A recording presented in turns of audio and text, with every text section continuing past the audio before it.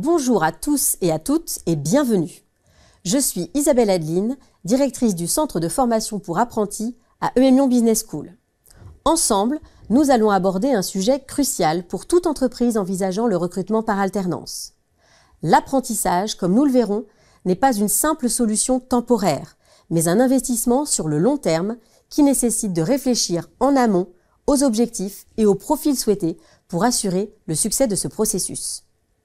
Pour vous offrir une perspective plus concrète, je vous propose d'écouter le témoignage d'Antoine Château, délégué régional au sein de l'OPCO Atlas. Il vous partagera des clés pour que ce processus garantisse le succès tant pour votre entreprise que pour votre futur apprenti.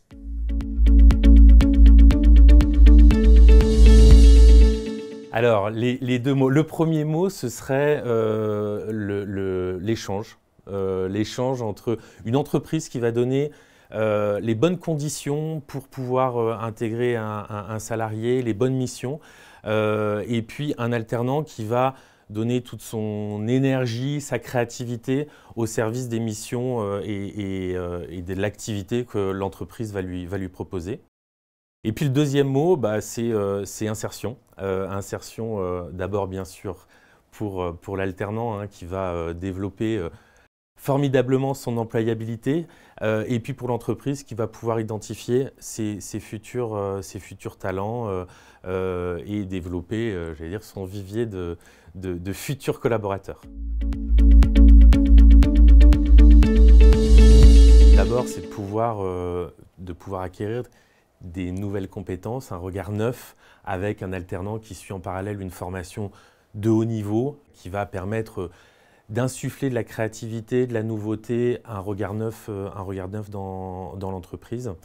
C'est aussi de pouvoir former une personne à ses propres techniques, ses propres particularités à son activité et de pouvoir justement bénéficier de toute cette formation en entreprise pour pouvoir recruter à l'issue de la formation.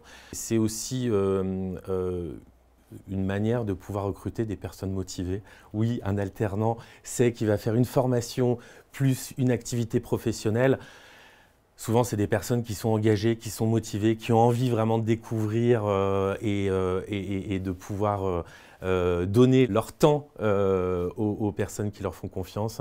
Et puis, dernière chose, c'est aussi de bénéficier d'avantages quand même financiers dans le recrutement, que ce soit sur la prise en charge de la formation, sur des exonérations et sur des aides aussi exceptionnelles de l'État. Attention seulement, il ne faut pas que ce soit la seule motivation pour recruter en alternance.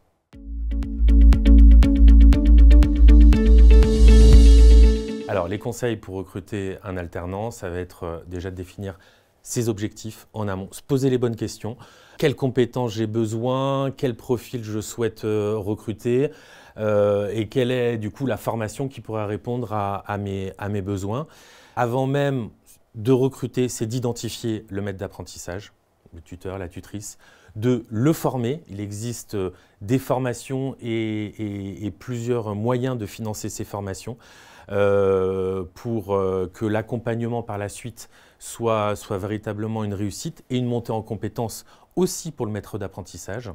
Dans les conditions vraiment de réussite, c'est de travailler en équipe avec l'école, de pouvoir vraiment former un binôme pour que l'accompagnement à l'école et l'accompagnement en entreprise soient vraiment cohérents. Alors lorsque l'entreprise a identifié son talent, ça va être aussi de contacter son OPCO parce que l'opérateur de compétences va pouvoir l'accompagner sur les démarches. Il y a un engagement de l'entreprise avec un certain nombre d'obligations pour contractualiser le contrat. Et puis c'est de travailler avec le manager, avec le maître d'apprentissage sur l'intégration, étape quand même clé pour la suite et pour sécuriser aussi le contrat. C'est aussi de travailler et même d'anticiper la sortie, alors que ce soit une sortie positive au sein de l'entreprise par un poste qu'on pourrait confier, mais aussi dans une sortie à l'extérieur ou une suite de parcours et de pouvoir aussi l'accompagner le off-boarding va être aussi important que le on-boarding.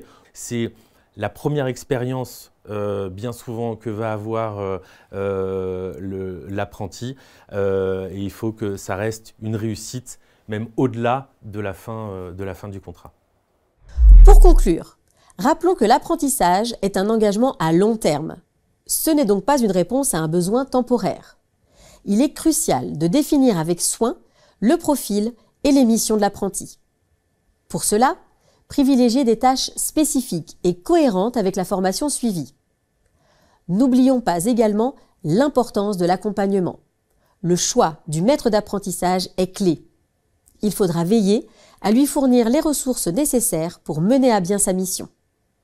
En gardant ces éléments à l'esprit, nous pouvons transformer le processus d'apprentissage en une expérience fructueuse et bénéfique.